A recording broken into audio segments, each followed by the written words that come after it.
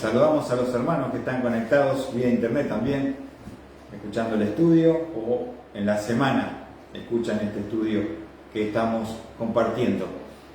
Con la ayuda de Dios, hoy vamos a estar finalizando con la exposición de Primera Tesalonicenses. Bienvenida, hija. Primera Tesalonicenses, capítulo 5.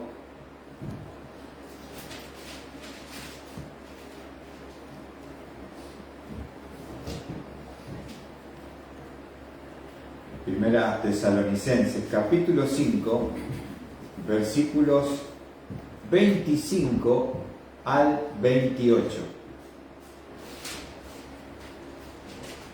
Y hace un año que estamos estudiando este libro de Tesalonicenses. ¿Qué les parece? Arrancamos un 8 de septiembre del año 2023. Nos llevó un año, 5 capítulos de la palabra, ¿no? Para ver la profundidad de la palabra de Dios. Dice que la palabra de Dios es insondable, no la podemos medir, su profundidad es infinita, como es nuestro Dios. Y vamos a estar viendo hoy el versículo 25. Pablo va a dar las palabras finales a los tesalonicenses, que eran sus hijos espirituales, que se acuerdan que vinieron con el equipo misionero, con Silas y también con Timoteo, y vinieron a fundar esa iglesia en 3 días de reposo. Y Pablo le va a enviar esta carta desde Corinto, donde estaba, para compartir con ellos a través de esta carta el plan de Dios. Esta es la primera carta, cronológicamente hablando, en tiempo, que fue escrita del Nuevo Testamento. O sea que estamos viendo esta carta y vamos a estar viendo en el versículo 25 que Pablo le va a pedir algo a ellos. Dice: hermanos, orad por nosotros. Hermanos, orad por nosotros. Ahora es lindo poder ver que la iglesia es un cuerpo. Necesitamos los unos de los otros. Y Pablo, que era apóstol, que era un siervo de Dios, tenía esa suficiente humildad de poder pedir que oren por él. Sus hijos orando por su padre. Es un gesto de humildad. Y Pablo reconocía la necesidad de que oraran por él. Porque mediante la oración, Dios va a bendecir tu vida. Va a prosperar tu vida, va a proveer en tu vida, va a proteger tu vida. Entonces, estamos viendo el versículo 25, dice: hermanos, orad por nosotros. Oren por mí, oren por Silvano, oren por Timoteo, que Dios nos puso y me conocieron a través del segundo viaje misionero. ¿Qué te parece? Así que Pablo reconoce que él no es todopoderoso, que el todopoderoso es uno, es Dios.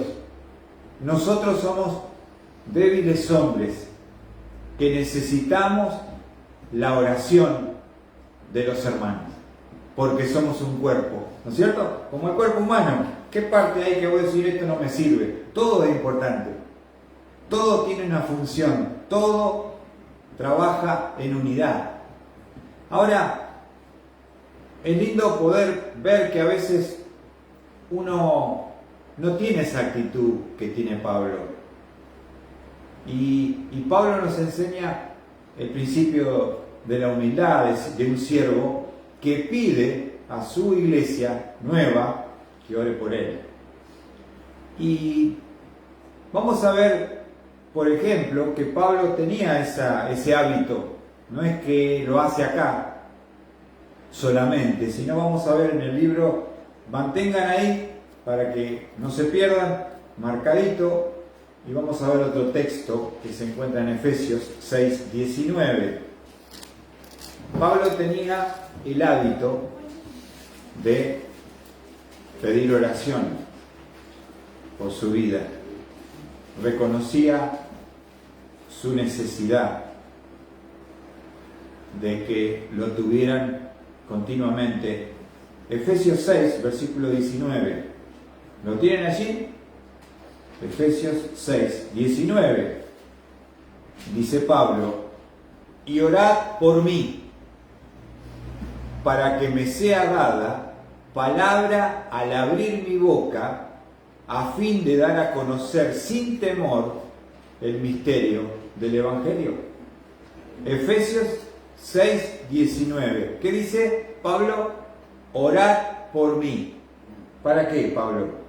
Para que me sea dada palabra al abrir mi boca, a fin de dar a conocer sin temor el misterio del Evangelio.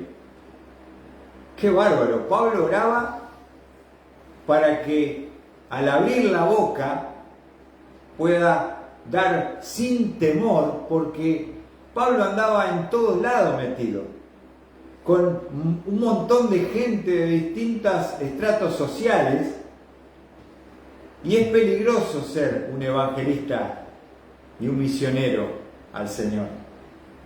¿Te das cuenta? Porque no sabes cómo van a responder las personas cuando vas a ciertos territorios. Aún podés perder la vida, te pueden matar por hablar del Evangelio de Cristo. Y no es que él se sentía totalmente suficiente. Él dice: oren por mí para que me sea dada palabra al abrir mi boca, a fin de dar a conocer sin temor, sin miedo a las consecuencias, el misterio del Evangelio. Si el apóstol Pablo, que era un siervo de Dios, súper preparado, súper consagrado, lleno del Espíritu, pide oración, ¿cuánto más nosotros necesitamos que los hermanos oren por nosotros? Estamos reconociendo una necesidad, y que el cuerpo te proteja y te cubra con la oración. Es maravilloso eso. Yo he pasado momentos muy duros en mi vida, con mi esposa, mi familia, y una vez hicimos una actividad que vinieron de Palabra de Vida a traer un programa aquí a Capilla, y después hicimos una parte social con el grupo que había venido a servir a Cristo a Capilla. Y se acerca una chica boliviana y me dice: ¿usted se acuerda de mí? No sabía quién era. Dice: usted estuvo en Bolivia. Y había estado en Bolivia. Dice: y en mi iglesia siempre hemos estado orando por usted. Y no sabíamos nada de usted. Y ahora venimos a Capilla a traer este programa, y acá les puedo contar a los hermanos que Luis Barón está vivo, que está bien y que está sirviendo a Cristo. ¡Oh! Una iglesia en Bolivia está orando por mí, yo no lo sabía. Y tal vez si me he mantenido firme, en pie, no es por la fortaleza propia, sino por la oración de hermanos queridos que te están sustentando, sosteniendo por medio de la oración. ¿Qué te parece? Oren por mí, oren por mí. Ahora, también en segunda, vamos a la segunda carta de Tesalonicenses, por lo menos lo vamos a leer porque después lo vamos a exponer, pero para que veamos que era un hábito que Pablo tenía, el pedir oración a los distintos grupos, distintas iglesias, por distintos motivos. Segunda Tesalonicenses, ¿lo tienen allí? Capítulo 3, versículo 1, dice, Segunda Tesalonicenses, capítulo 3, versículo 1. Finalmente, hermanos, orad por nosotros, para que la palabra del Señor se extienda rápidamente y sea glorificada, así como sucedió también con vosotros. Que la palabra de Dios corra, avance y sea glorificada, salvando y transformando vidas. El corazón de Pablo era llevar el mensaje del Evangelio al mundo conocido, y de hecho lo hizo. En 3 viajes misioneros y un cuarto, podríamos sumarle, cuando lo llevan a Roma. Tremendo ese hombre. Tenemos que tener esa misma pasión de que las personas conozcan el mensaje de salvación, porque no saben si se mueren dónde van. Y nadie es salvo a pesar, si no es por medio de escuchar el Evangelio de salvación. Y Pablo lo sabía. Entonces Pablo iba a cualquier grupo y caminaba en barco, en carro, en lo que sea, llevando el precioso Evangelio. Y dice versículo 2, primero por la palabra que corra, pero después habla en versículo 2, dice: y para que seamos librados de hombres perversos y malos, porque no todos tienen fe. ¿Qué oraba Pablo? Protección. Oren, porque a veces nos ha tocado ir a lugares donde nos han, en Listra, a Pablo lo apedrean. ¿Sabés que agarran piedras así y te las tiren y lo dejaron como muerto? Y algunos hombres creen que Pablo murió en Listra. Entonces no es un juego esto que estamos haciendo. Es algo que tiene su riesgo, que tiene su precio, pero uno lo paga con gusto porque sabe que las personas necesitan de Jesús. ¿No es cierto? Ahora, dice versículo 3, pero fiel es el Señor, quien os fortalecerá y protegerá del maligno.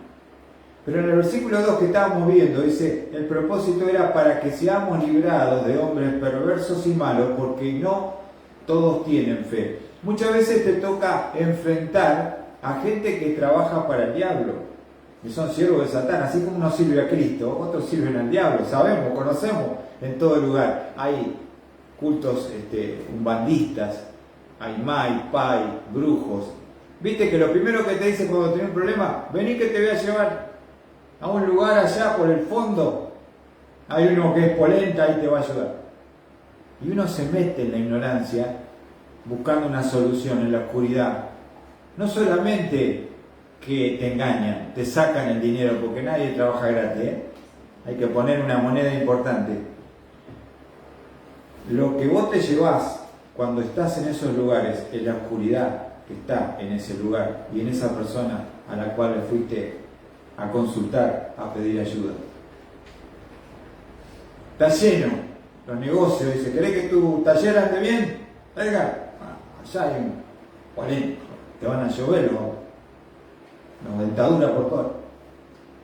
¿Viste? Y uno a veces, ¿por qué uno no viene a la iglesia que es gratis y va a un brujo que te cobra? ¿Por qué la oscuridad y no la luz? ¿Viste? Pero la gente busca eso.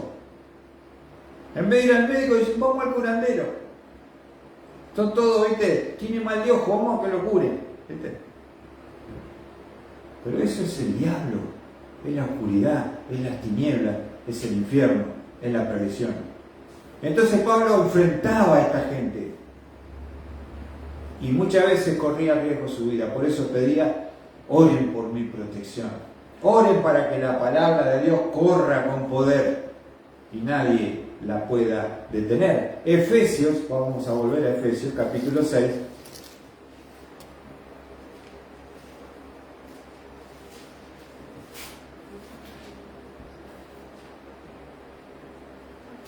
Efesios 6, 16. no solamente hay personas perversas, malignas, malvadas, que dice la palabra, ¿no? Dice Efesios 6, 16, en todo, tomando el escudo de la fe. Mirá, es un escudo, es como un ejemplo del soldado que tenía el escudo. ¿Para qué servía el escudo? Para protegerse de los ataques del enemigo. Dice, tomando esa figura, Pablo lo habla en forma espiritual y dice, en todo, tomando el escudo de la fe, con que podáis apagar todos los dardos encendidos del maligno. ¿Quién era el primero en la lista del diablo para tratar de hacerlo caer y eliminarlo del camino de Dios? Pablo.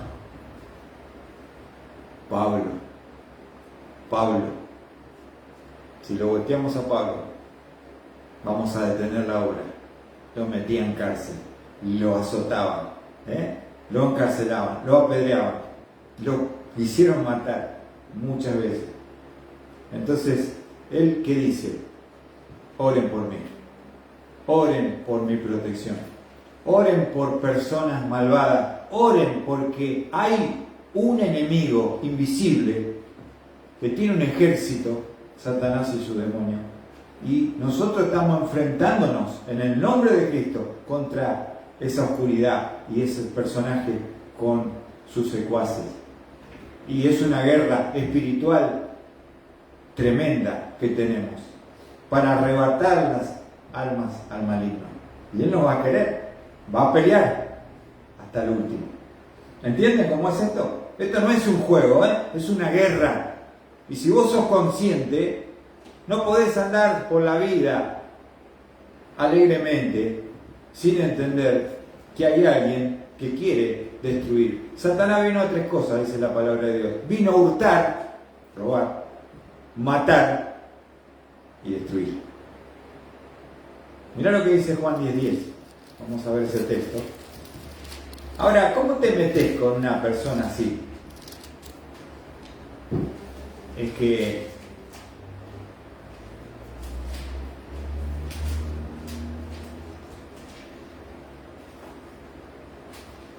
Juan, capítulo 10, versículo 10, dice, el ladrón, está hablando el Señor Jesús, ¿el ladrón quién es? Satanás. El ladrón solo viene para robar, matar y destruir. Mira lo que dice después. Yo he venido para que tengan vida y para que la tengan en abundancia. ¿Con quién querés? ¿A quién querés acudir? ¿Al ladrón? ¿Al asesino? ¿Al que viene a destruir? Te va a llevar con él al infierno. Él está condenado ya. ¿Está bien? Ya está condenado. Y todos los que le sigan van en ese camino. Ahora Jesucristo dice, yo he venido en contraposición al ladrón. Yo he venido para que tengan vida. Y no una vida así común, una vida en abundancia. ¿No querés esa vida?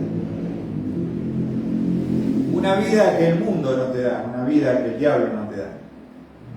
Solo Dios puede dar esa vida. Es maravilloso poder tener esa vida espiritual en abundancia, donde no necesitas de nada más que Dios. Y eso es lo que Pablo pedía en oración. Qué hermoso es ver un siervo que es humilde, porque reconoce que necesita apoyo. Sandra, apoyo en oración. ¿Y a quién le pide apoyo? A los hermanos de las iglesias. Estos son nuevitos, son recién convertidos, pero qué lindo cuando orarían por Pablo.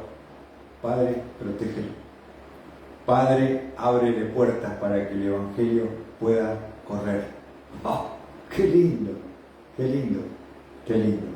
Ahora, oraba para que la palabra corra, oraba por protección, para que personas malas, perversas y el mismo Satanás no lo pueda detener. Ahora, volviendo a Tesalonicenses 5, hoy tenemos que terminar con la carta.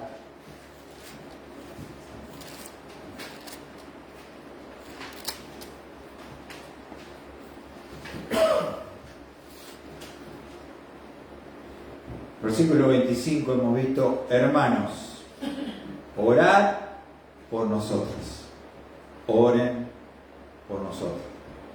Humildad, dependencia, protección de parte del pueblo de Dios es fundamental.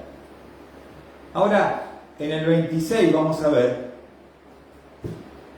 dice Pablo: saludad a todos los hermanos con beso santo. Saludad a todos los hermanos con beso santo.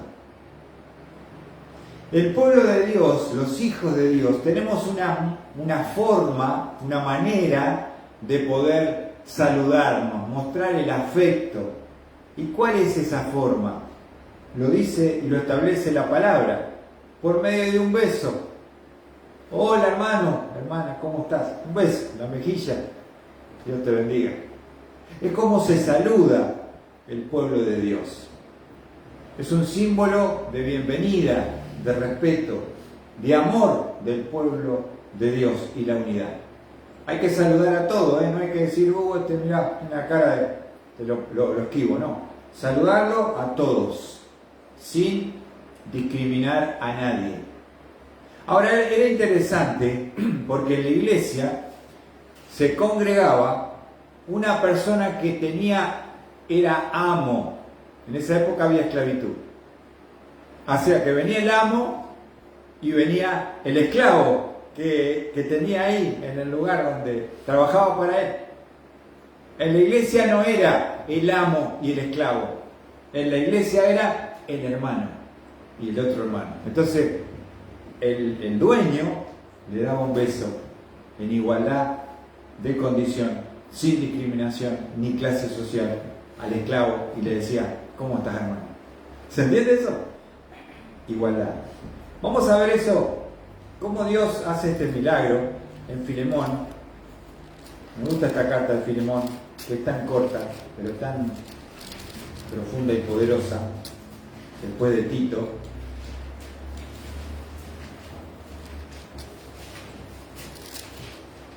Justamente un poquito explica esta carta de Filemón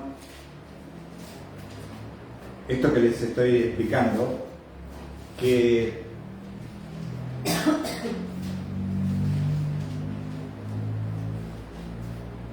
Filemón era amigo de Pablo.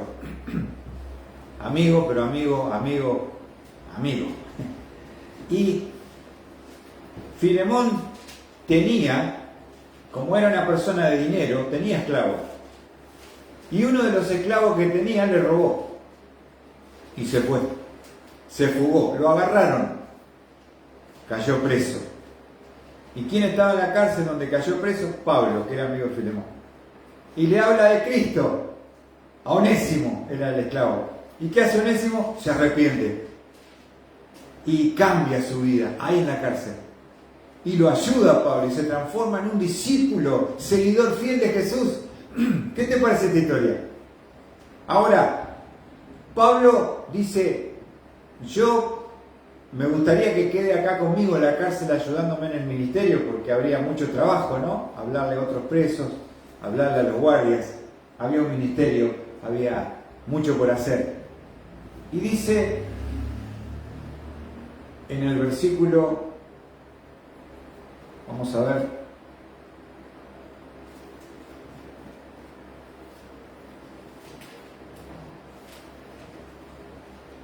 versículo 8, Filemón 1:8, dice: por lo cual, aunque tengo mucha libertad en Cristo para mandarte a hacer lo que conviene, o sea, él tenía autoridad porque era apóstol, no obstante, por causa del amor que te tengo, le dice a Filemón, te ruego, fíjate, siendo como soy Pablo anciano y ahora también prisionero de Cristo Jesús, te ruego mirá lo que le dice por el esclavo que le robó. Te ruego por mi hijo Onésimo. Mirá cómo lo presenta. Este ya no es delincuente, está arrepentido. Mi hijo Onésimo, a quien he engendrado en mis prisiones. Se convirtió en la cárcel. El cual en otro tiempo te era inútil. Claro, porque le robó. Pero ahora nos es útil a ti y a mí. O sea, entró un delincuente, salió un hermano, restaurado, renovado, con nuevo corazón, con nuevo deseo. Es otra persona, no sé si se entiende. Dice el versículo 13, a quien hubiera querido retener conmigo para que sirviera en lugar tuyo en mis prisiones por el Evangelio. Está explicando la situación de Onésimo. Pero no quise hacer nada sin tu consentimiento, para que tu bondad no fuera como por obligación, sino por tu propia voluntad. Mira lo que dice. Porque quizás para esto se apartó de ti por algún tiempo. Por algo pasa las cosas, ¿no? Para que lo volvieras a recibir para siempre. Ahora no se va más, no se fuga más. Pero mira lo que dice. No ya como esclavo, sino más que un esclavo, como un hermano amado. Se fue un delincuente, volvió un hermano. Oh, ¿qué te parece esto?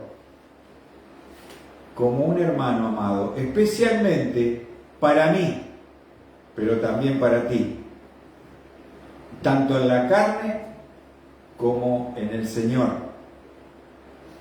Si me tienes por compañero, acéptalo como me aceptarías a mí. No te enojes, no le regañes, no lo castigues. Mirá lo que dice Pablo, recibilo como si fuera yo mismo. Y mirá lo que dice Pablo, y si te ha perjudicado en alguna forma o te debe algo, ¿te acordás que había robado? Cargalo mi cuenta. Oh, yo te lo pago.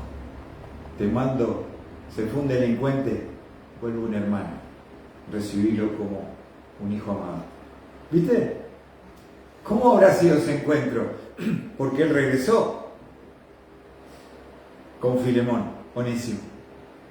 Y después de leer esta carta, lo habrá abrazado, lo habrá besado, es hermano querido. Ahora son mi hermano en Cristo. ¿Se entiende eso? Y eso es lo que hace el saludo. Unifica, iguala, no discrimina. No discriminemos a nadie. Saludar cada uno de los hermanos con un beso santo. Eso es lo que está diciendo Pablo. Mirá qué lindo, ¿no? Viste que las bandas, los grupos de guerrilla, de droga, tienen su saludo, viste que se golpean, no sé, 200 veces y dicen, este es de tal lado, o este es de tal grupo, ¿cómo se saluda? ¿Y cómo se saluda a los cristianos? Con un beso santo. Eso es lo que dice la palabra. El pueblo de Dios se saluda con un beso santo. Fíjense cuando Pablo se va a despedir de los ancianos de Éfeso. Eran hombres de Dios, líderes, y él se va a despedir de ellos. Se van a encontrar en la playa y vamos a Hechos 20. Nunca más lo iban a ver a Pablo. Imagínate ese hombre que vos querías, admirabas, que había sido tu padre, tu pastor, y se van a despedir. Miren qué hermoso momento. Hechos 20, versículo 37. Ahí está Pablo con los ancianos. Vamos a ver el 36. Él había estado 3 años con ellos trabajando. Dice, cuando terminó de hablar, se arrodilló y oró con todos ellos. Y comenzaron a llorar. desconsoladamente. Y abrazando a Pablo, lo besaban, afligidos especialmente por la palabra que les había dicho de que ya no volverían a ver su rostro, y lo acompañaron hasta el barco. Me acuerdo una vez que me tocó ir a predicar la palabra con Andrés Acosta, me invitó a ir a Córdoba. Y me dice, ¿no querés venir, Luis, a enseñar el taller de evangelismo, enseñarle a los jóvenes allá a predicar el evangelio? Vamos, soltero yo, vamos. Fuimos a Córdoba, enseñamos evangelismo, lo llevamos a la plaza, predicamos el evangelio de Cristo. Pero una cosa que me impactó sobremanera, cuando nos volvíamos, después de haber estado un tiempo con ellos, nos volvíamos en tren de Córdoba. Y fue todo el grupo de jóvenes, más de 20, a despedirnos al tren, a abrazarnos, a cantarnos una canción, y a llorar y a darnos un beso de despedida. ¿Qué te parece? Nunca había visto, son gente que yo nunca lo había tenido enfrente, y ahora estaba ese amor. Hasta hoy tengo contacto con algunos de esos jóvenes que ya no son tan jóvenes, pero sigue el amor, sigue ese contacto.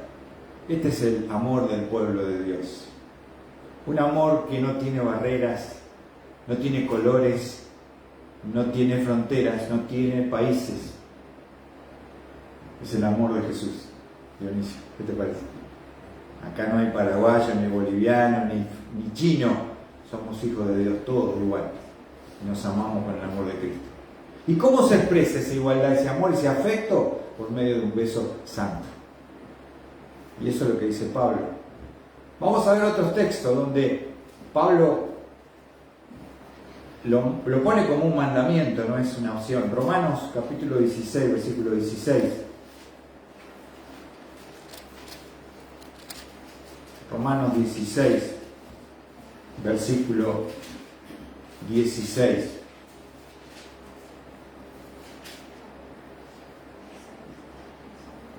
Romanos 16, versículo 16. ¿Lo tienen allí?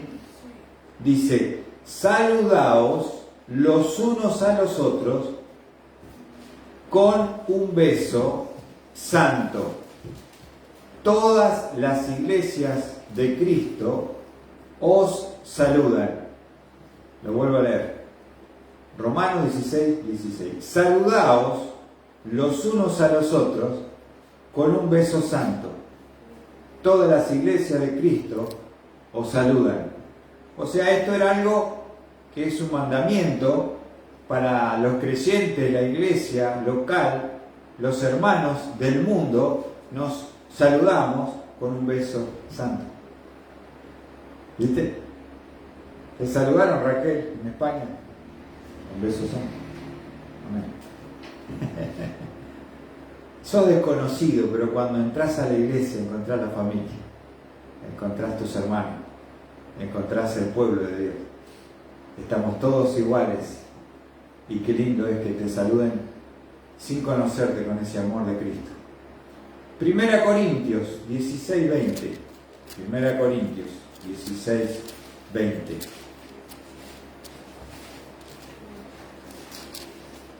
Primera Corintios 16, versículo 20.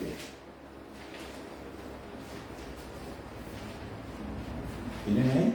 1 Corintios 16, versículo 20. ¿Vamos ahí? Dice la palabra de Dios.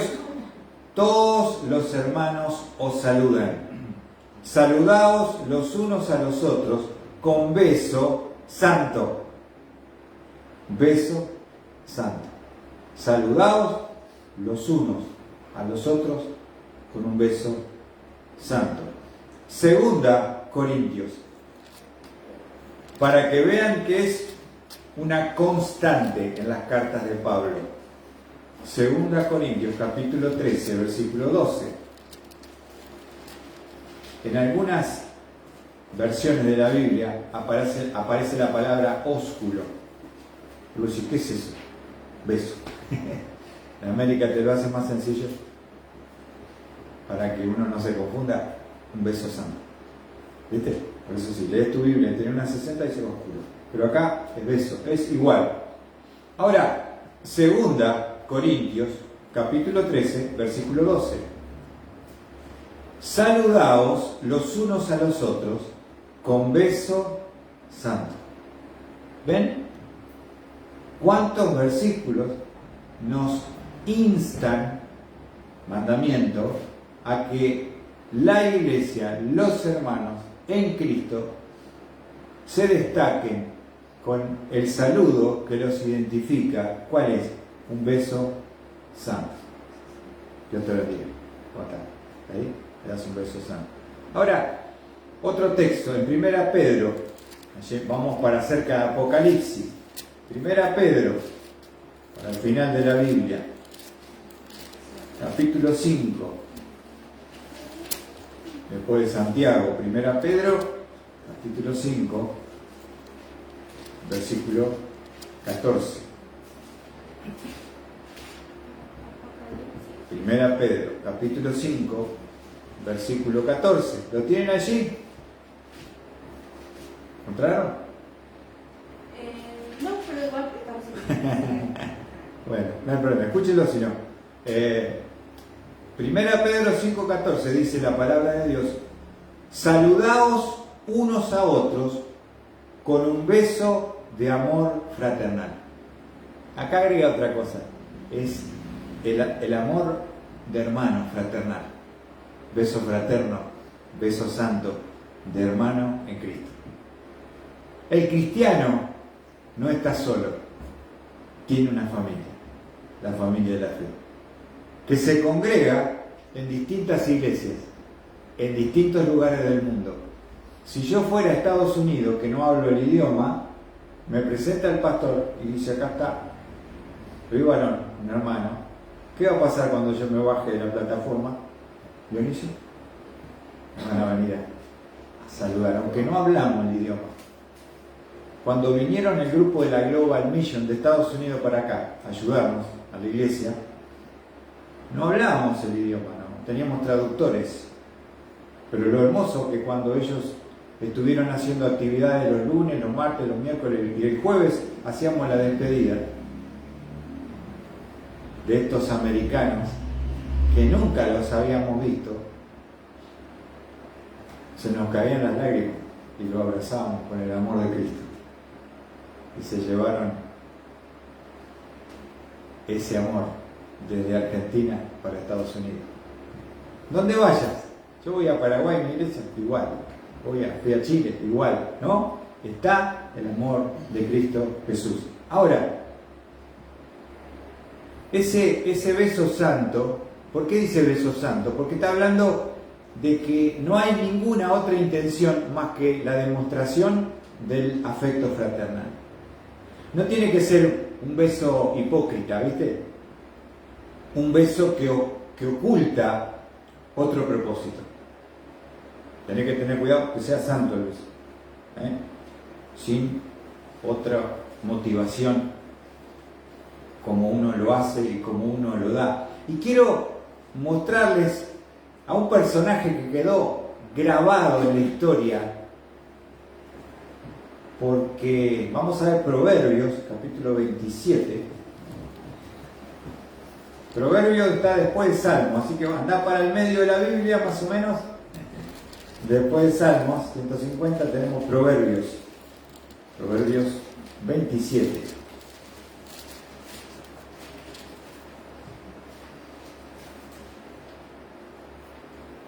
Proverbios 27.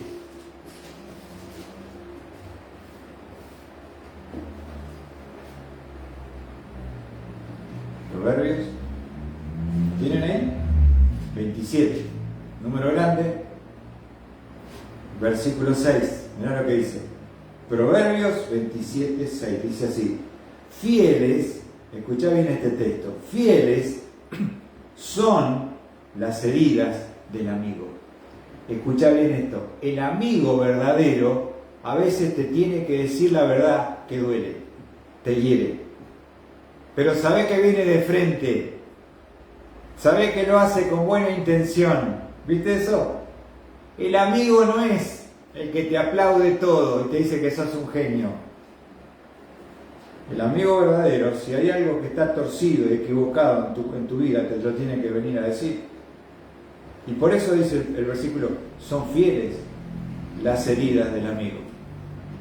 Pero mirá en contraposición a esa fidelidad del amigo que a veces te tiene que decir algo que te dolió. El versículo termina diciendo, pero engañosos los besos del enemigo. Qué feo cuando el enemigo viene con un beso. Un beso de traición. Un beso de entrega. Un beso que es una puñalada por la espalda. ¿Y sabe de quién estoy hablando? ¿Dionisio? El enemigo. El enemigo. ¿El enemigo? ¿Quién fue este personaje que se hizo famoso por un beso?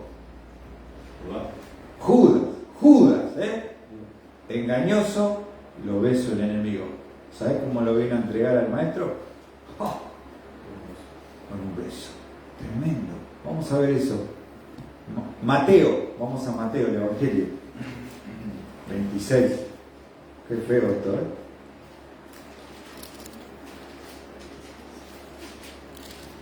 Mateo 26.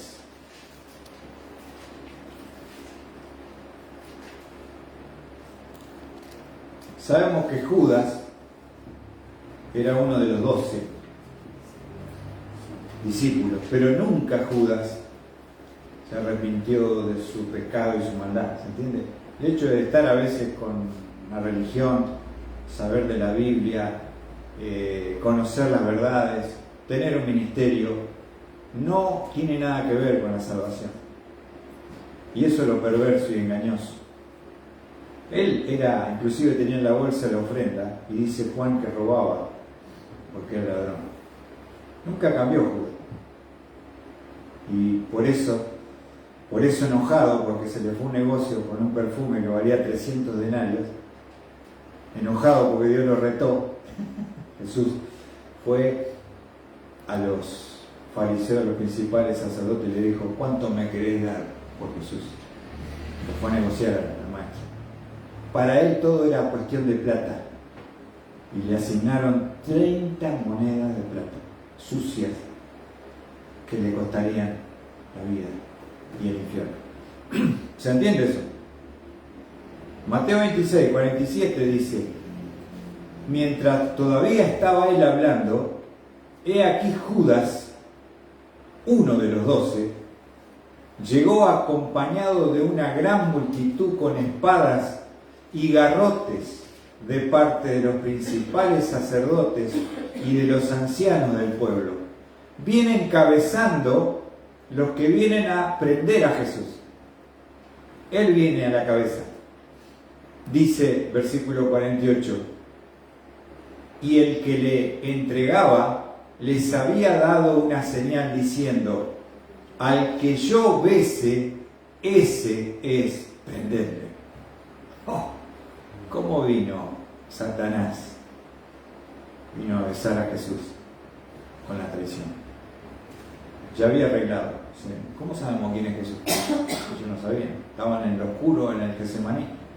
Yo los voy a guiar. Primero, vengan conmigo. Él encabezaba la chusma. Y lo voy a identificar con un beso. Al que yo besara.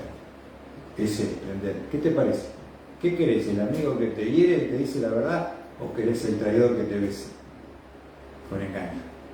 Para esa gente no la necesitas. Fíjate, hermano, Lucas 22. Lucas 22, 48. Vamos a ver ahí. Porque Jesús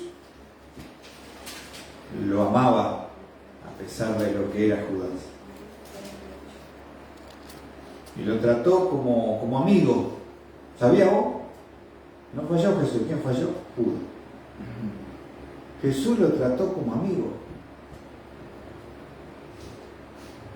Y por eso dice Lucas, vamos a ver la misma escena, donde va Judas, donde ya arregló que el que besare, ese es prenderle. no dice, fíjense la expresión de Cristo cuando se siente entregado, porque Él es Dios, sabía que venía el Judas, ya sabía todo, Cristo Jesús. Dice Lucas 22, versículo 48. Pero Jesús le dijo, Judas, con un beso entregas al Hijo del Hombre. Imagínate que cuando estaban antes de darle el beso, Jesús lo mira y le dice, Judas, tremendo lo que estás haciendo.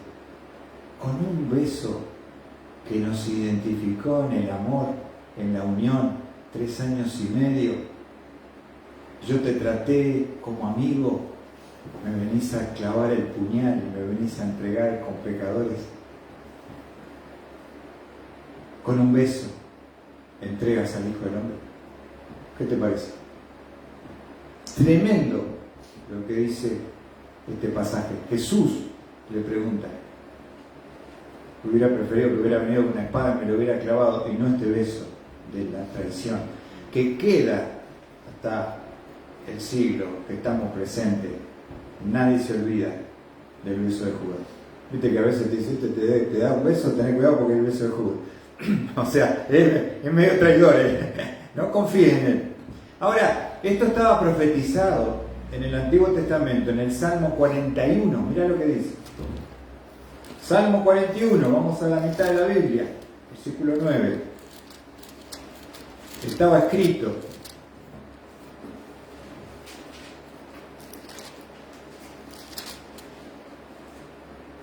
diría uno, con amigos como este, ¿para qué quiero enemigo, no?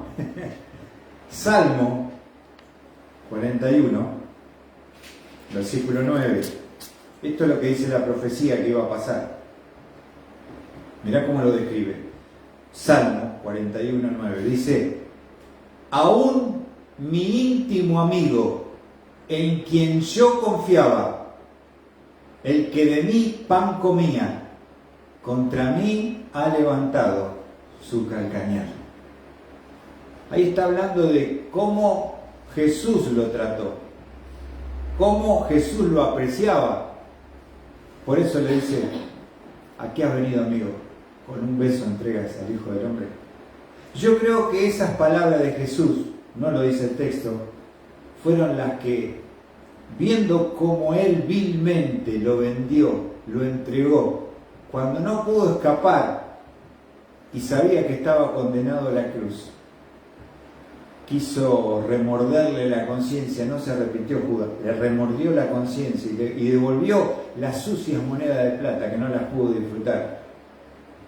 Le retumbaba en el oído, en la conciencia, que tienes, amigo, con un beso entregas al Hijo del Hombre, y fue Judas y se ahorcó. Tremendo, tremendo, tremendo lo que nos dice la palabra de Dios, queridos hermanos. Entonces, tiene que ser un beso como, no de Judas, un beso santo. No hay nada que oculta detrás del saludo, hay pureza. Es un beso fraternal de amigos, de hermanos en Cristo Jesús.